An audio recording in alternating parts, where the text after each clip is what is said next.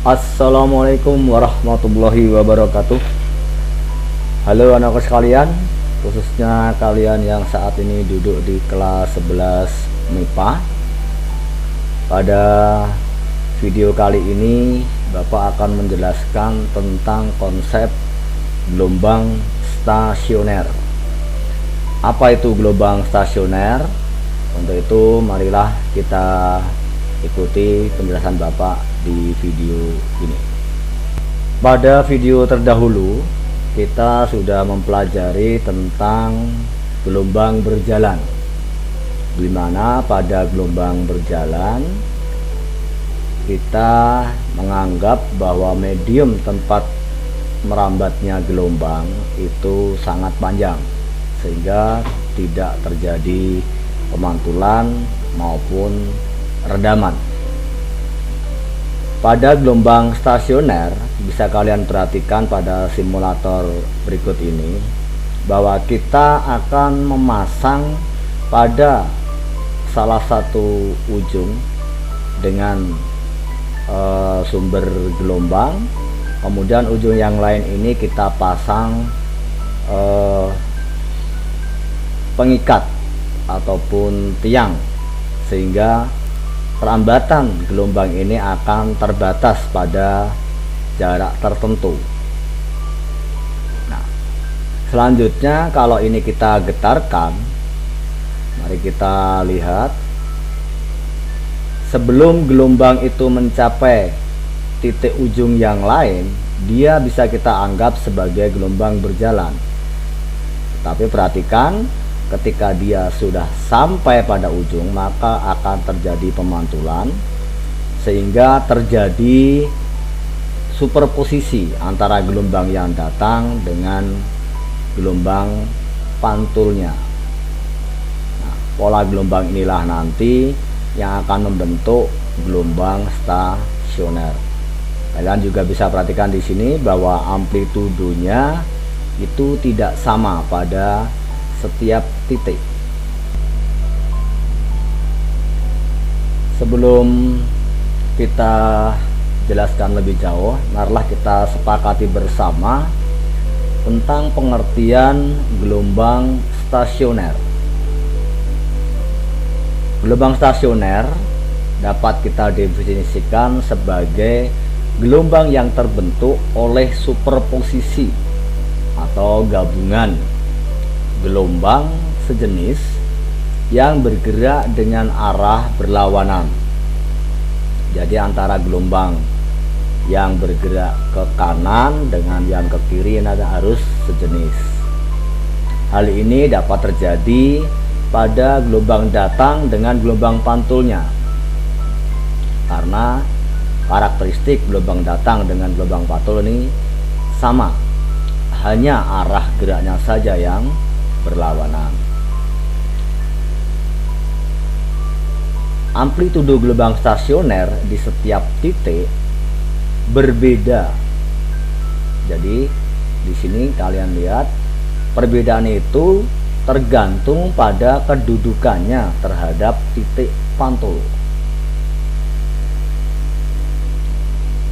Selanjutnya nanti akan kita pelajari ada dua tipe gelombang stasioner, yaitu gelombang stasioner ujung bebas dan gelombang stasioner ujung tetap. Nanti akan kita ulas satu persatu. Nah, untuk mengingatkan bagaimana gelombang stasioner itu terbentuk, kalian bisa perhatikan di sini. Ini yang berwarna hijau ini adalah gelombang datangnya, kemudian yang berwarna biru ini adalah gelombang pantulnya. Kemudian keduanya akan mengalami superposisi atau menggabung sehingga menghasilkan bentuk gelombang yang baru. Inilah yang tampak yang kita lihat tadi, yang disebut sebagai gelombang stasioner.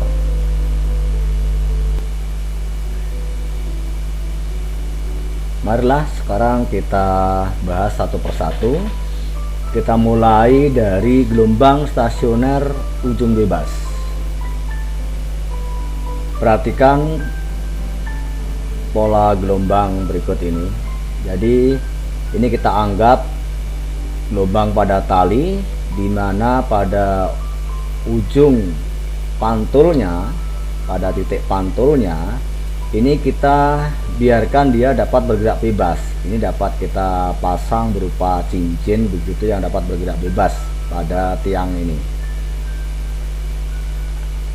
Kemudian yang terjadi di sini, gelombang pantul dia tidak akan mengalami pembalikan fase. Artinya ketika ini pas fasenya naik, maka ketika dia akan memantul, dia juga mengalami fase yang naik pula, sehingga ini akan langsung dipantulkan tanpa memutar fasenya.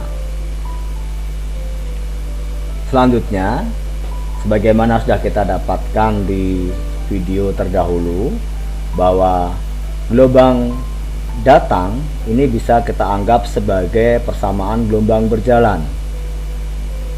Dengan persamaan, anggaplah Y1 sama dengan A sin K VT min X. Kalian tentu masih ingat bukan? Sedangkan pada gelombang pantulnya, karena dia bergerak berlawanan, maka kita beri dia tanda plus di sini, sehingga persamaannya menjadi Y2, misalkan A sin K VT plus X. Superposisi gelombang datang dan gelombang pantul ini nanti dapat kalian selesaikan dengan menggunakan bantuan persamaan trigonometri.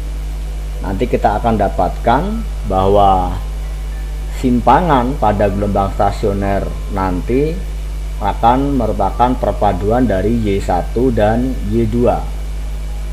Nanti akan kita dapatkan besarnya adalah 2A cos KX sin K VT.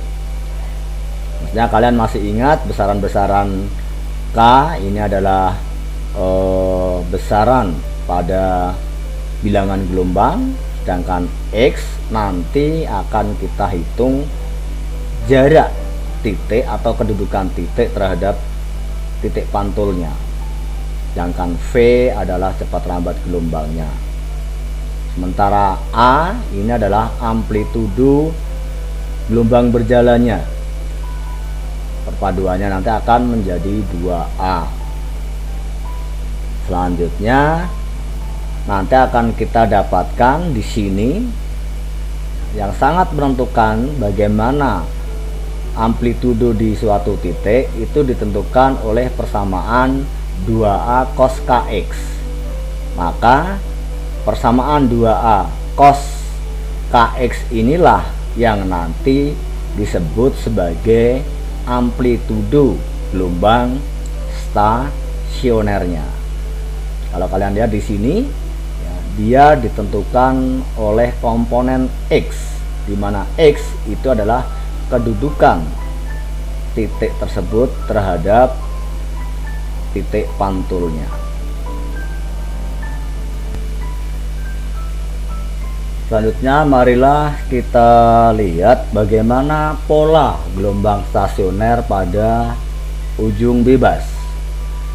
Kalian perhatikan di sini, pola gelombang stasioner pada ujung bebas akan membentuk pola seperti ini, di mana ini adalah titik pantulnya.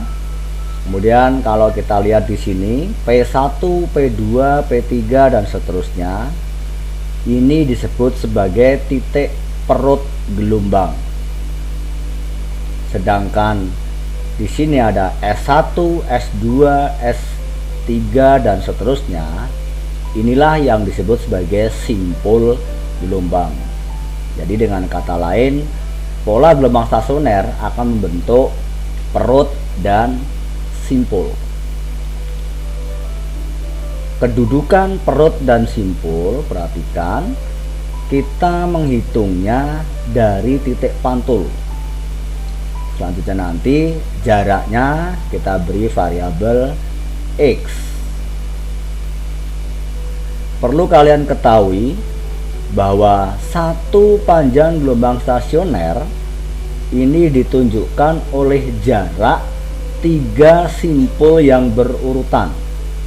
Perhatikan di sini, kalau kita mulainya dari S2 berarti S2, S3, S4. Sehingga pola satu panjang gelombang stasioner itu terdiri atas 3 simpul dan 2 perut. Pertanyaan, boleh nggak kita menghitungnya dari perut? Boleh. Kalau kita menghitungnya dari perut, ya kita ambil 3 perut yang berurutan, maka dia akan terdiri atas 3 perut dan 2 simpul. Selanjutnya, marilah kita tentukan di mana kedudukan perut pada gelombang stasioner ujung bebas. Kita misalkan akan menyatakan perut ke N.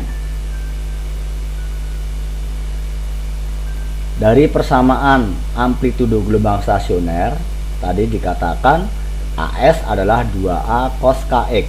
Di sini dia ditentukan oleh X. Kita akan melihat dari polanya saja langsung. Kalian perhatikan di sini bahwa perut pertama ini berada tepat di titik pantulnya atau 0. Kemudian perut kedua dia berada pada jarak, perhatikan, setengah lambda terhadap titik pantul. Perut ketiga ini kalau kita ukur ini adalah 1 lambda dan seterusnya, sehingga polanya nanti merupakan kelipatan bilangan bulat dari setengah lambda. Pola ini bisa kita buat pola deret dengan persamaan X sama dengan N-1 kali setengah lambda, di mana N ini untuk mempermudah kita mulai dari 1. Artinya ketika kita menyatakan perut ke 1 berarti nanti 1 min 1 kali setengah lambda. 1 min 1 kan 0, berarti kita dapatkan titik ini. Sehingga kalau perut kedua berarti 2 min 1, 2 dikurangi 1 kali setengah lambda sama dengan setengah lambda, jadi P1 ke P2 dan seterusnya.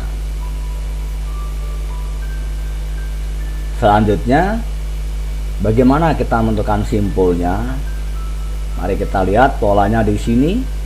Ya, dari persamaannya sama, hanya di titik simpul ini kalau kita lihat polanya, simpul pertama ini berada pada jarak 1/4 lambda, bukan? Kemudian pada simpul kedua kalau kita hitung dari titik pantulnya 1/4 ditambah setengah lambda berarti 3/4. Perut ketiga kalau kita lihat berarti kita hitung di sini adalah 5/4. Kalian bisa cermati di sini ada deret 1, 3, 5, mestinya di sini adalah 7 dan seterusnya. Sehingga polanya ini akan berpola berupa kelipatan ganjil dari 1/4 lambda. Persamaan ini bisa kita buat sebagai bentuk deret dengan persamaan 2n-1 kali 1/4 lambda, di mana 2n-1 ini merupakan deret dari bilangan ganjil, bukan dari matematika, dengan n nanti adalah 1, 2, 3 dan seterusnya. Artinya ketika kita menyatakan simpul pertama berarti n-nya 1, simpul kedua n-nya 2, simpul ketiga n-nya 3, demikian seterusnya. Sampai di sini sekalian, mudah-mudahan kalian bisa memahami bagaimana pola dari gelombang stasioner ujung bebas. Untuk lebih memahami konsep tentang gelombang stasioner ujung bebas ini, marilah kita berikan satu contoh kasus misalkan kalian dihadapkan pada kasus seperti ini. Misalkan sebuah gelombang stasioner dinyatakan sebagai persamaan 20 cos 0,5 px sin 5 pt, di mana x dan y dalam cm dan t dalam sekon. Anda atau kalian diminta menentukan berapa panjang gelombangnya, berapa cepat lambat gelombangnya, berapa frekuensinya, dan jarak perut kedua dengan simpul keempat. Penyelesaiannya jelas. Dari pola persamaan ini adalah merupakan tipe gelombang stasioner ujung bebas. Bagaimana menandainya? Kalian lihat di sini, yang mendahului komponen x ini atau variabel x ini adalah cos, ya. Selanjutnya marilah kita mulai untuk menjawab pertanyaan pertama, yaitu menentukan panjang gelombang. Langkahnya kita sejajarkan persamaan gelombang stasioner ujung bebas dengan persamaan yang diketahui ini. Tampak di sini bahwa K pada bagian depan ini akan sejajar dengan 0,5 pi. Sehingga dari persamaan itu akan kita dapatkan 0,5 pi sama dengan K atau sama dengan 2 pi per lambda. Dari hubungan ini tampak bahwa nanti akan kita peroleh besarnya lambda adalah 2 dibagi 0,5. Ini pi nya bisa kita hilangkan, kita akan dapatkan 4 cm. Selanjutnya, bagaimana menentukan cepat lambat gelombangnya? Untuk menentukan cepat lambat gelombangnya, kalian lihat di sini yang mengandung komponen V. Di sini KVT ini akan sejajar dengan 5 pt. Maka besaran KV akan sejajar dengan 5 pi. Tadi sudah kita dapatkan K adalah bilangan gelombang, yaitu 2 pi per lambda. Maka 2 pi per lambda V harus sama dengan 5 pi. Dari hubungan ini tampak besarnya akan kita peroleh bahwa V nanti, kalau kita lihat di sini ya, ini pi nya kita hilangkan, berarti 4 kali 5 dibagi 2 itu 20 dibagi 2. Kita akan dapatkan V nya adalah 10 cm per sekon. Sekarang kita lihat pertanyaan ketiga, bagaimana menentukan frekuensinya? Untuk menentukan frekuensinya, ingat bahwa F kan sama dengan V per lambda. Kita akan dapatkan V nya kita peroleh dari sini, yaitu 10 cm per sekon. Lambdanya kita peroleh dari sini 4 cm. Maka kita dapatkan 10 dibagi 4 sama dengan 2,5 Hz.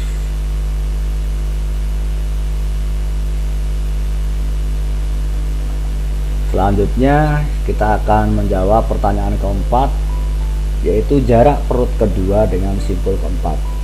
Pertama kita akan menentukan kedudukan perut kedua dari titik pantulnya. Persamaannya adalah n-1 kali setengah lambda. Kita masukkan n nya perut kedua, berarti masukkan 2. Dari sini kita dapatkan 2-1 kali setengah. Lambdanya tadi sudah kita dapatkan 4, berarti akan kita peroleh 2 cm. Ini dihitung dari titik pantul ya anak sekalian. Selanjutnya kita akan menghitung simpul keempat. Persamaannya tadi di depan sudah peroleh 2n-1 kali 1/4 lambda. Simpul keempat berarti n nya diganti dengan 4, 2 kali 4 min 1 ini adalah 7 kali 1/4, kemudian lambdanya adalah 4 kali 4 1, berarti kita dapatkan di sini jarak simpul keempat dari titik pantul adalah 7 cm, sehingga jarak antara perut kedua dengan simpul keempat tinggal menghitung delta X nya atau selisihnya saja, yaitu S4 min P2. 7 dikurangi 2 sama dengan 5 cm. Paham anak sekalian? Udah bukan? Ini adalah contoh penyelesaian pada kasus gelombang stasioner ujung bebas.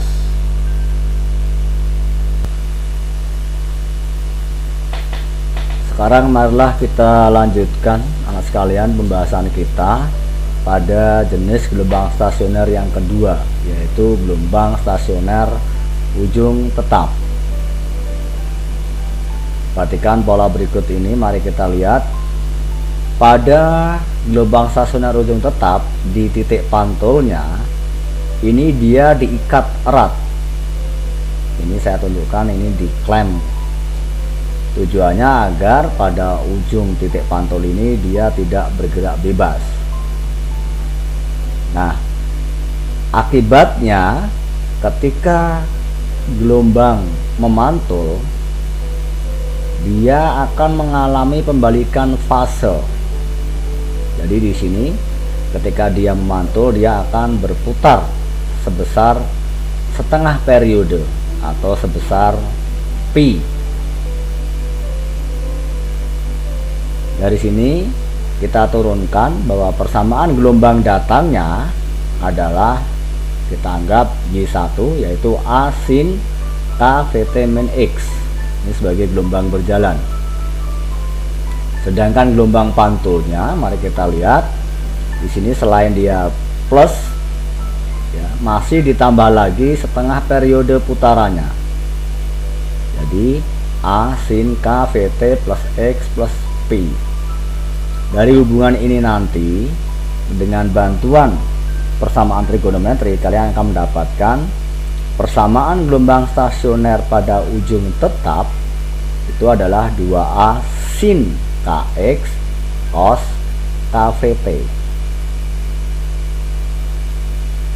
Nah, di sini tampak bahwa amplitudo gelombang stasionernya ini akan sangat ditentukan oleh persamaan 2A sin KX. Maka 2A sin KX ini adalah amplitudo dari gelombang stasioner ujung tetap. Mengingatnya mudah anak sekalian. Ketika kalian pada gelombang ujung bebas adalah cos, maka pada ujung tetap adalah sin.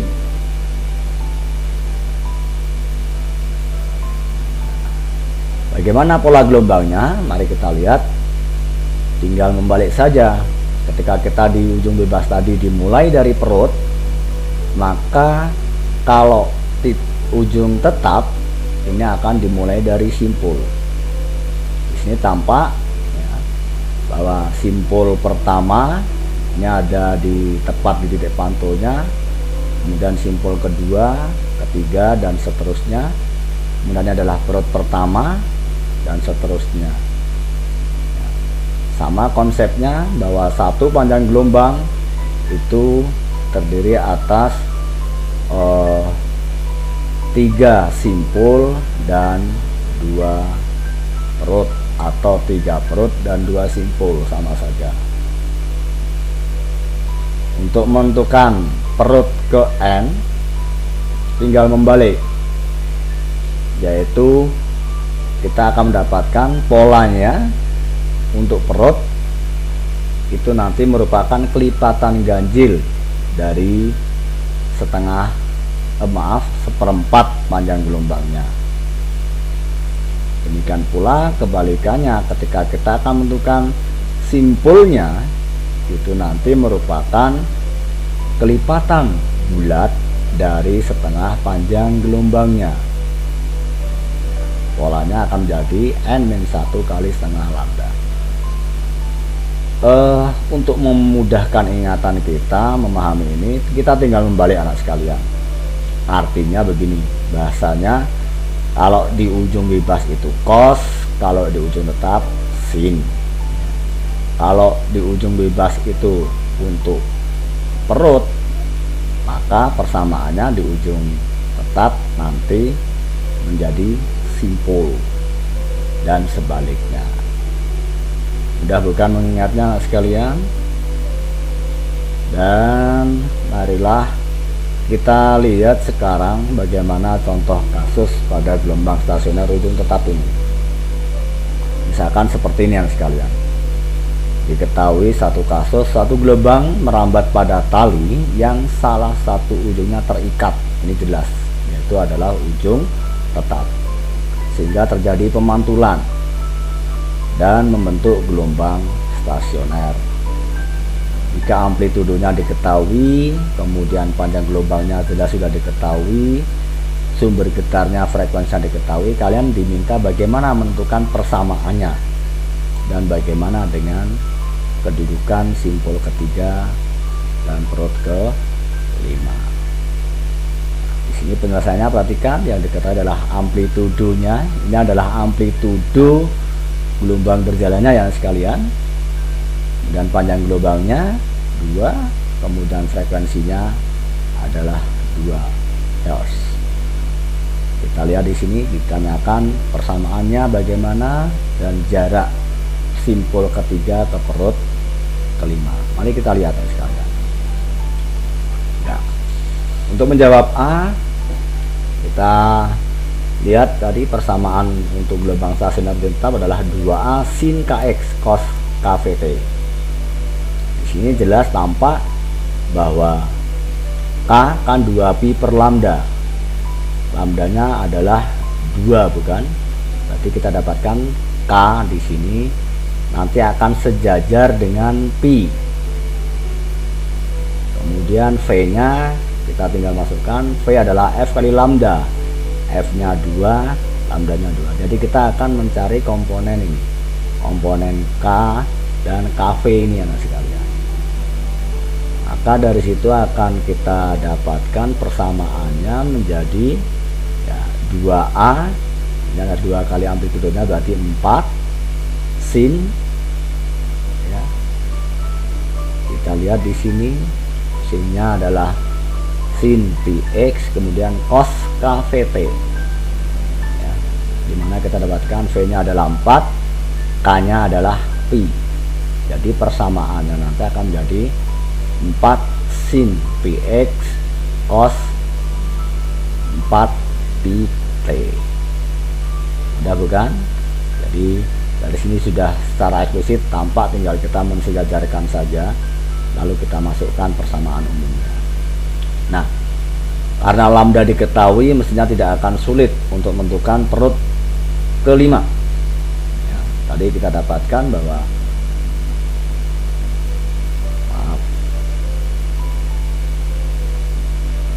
ini dari simpul ketiga dulu kita lihat ya. Simpul ketiga dan perut kelima.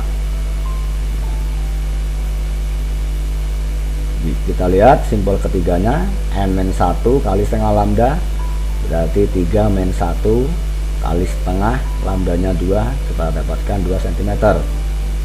Kemudian untuk perut kelimanya 2n - 1 kali 1/4 lambda. N nya kita ganti dengan 5, kita dapatkan 10 - 1 kali 1/4 kali 2. Ini adalah setengah kali 9 berarti 4,5. Sehingga kita dapatkan perut kelima ke simpul ketiga. Maaf ya sekalian, ini salah tulis. Ini adalah mestinya simpul ketiga. Ini kita dapatkan 4,5 dikurangi 2 sama dengan 2,5 cm. Artinya jarak perut kelima ke simpul ketiga adalah 2,5 cm. Demikian anak sekalian pembahasan kita. Mudah-mudahan kalian bisa memahami dan kalian bisa mengulang-ulang lagi materi ini dan mencoba untuk mengembangkannya pada referensi-referensi yang kalian punya untuk lebih meningkatkan keterampilan kalian menyelesaikan masalah terkait dengan permasalahan gelombang stasioner, baik ujung tetap maupun ujung bebas. Bapak cukupkan sekian dulu pembahasan Bapak tentang gelombang stasioner ini. tetap semangat, jangan lupa untuk selalu mentaati protokol kesehatan dimanapun kalian berada. Kenakan masker, cuci tangan dengan sabun, hindari kerumunan, jaga jarak, dan jangan bepergian kalau tidak penting sama sekali. Terima kasih. Sekali lagi, selamat belajar. Assalamualaikum warahmatullahi wabarakatuh.